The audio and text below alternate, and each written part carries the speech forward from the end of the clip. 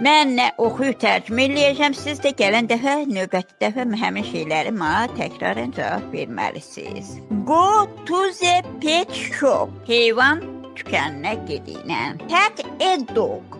Uşaqlar, pet sözünün mənası şillə vur deməkdir. Təbii şillə vur. Oh, your finger, uf deyir. O sənin barmağın. Yəni, şillə vuranda it yəqin sənin barmağını dişlədi. Eləmi?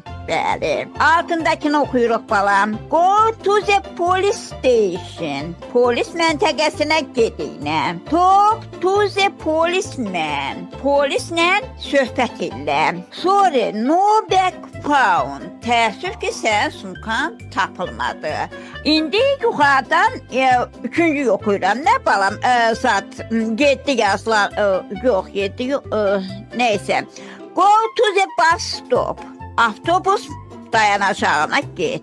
Put it down. Onu yerə qoyunan. But where is your shoe? Və ayaqqabıların hanım? Oh, there is no money in your pocket. Oy deyir, cibində pul yoxdur.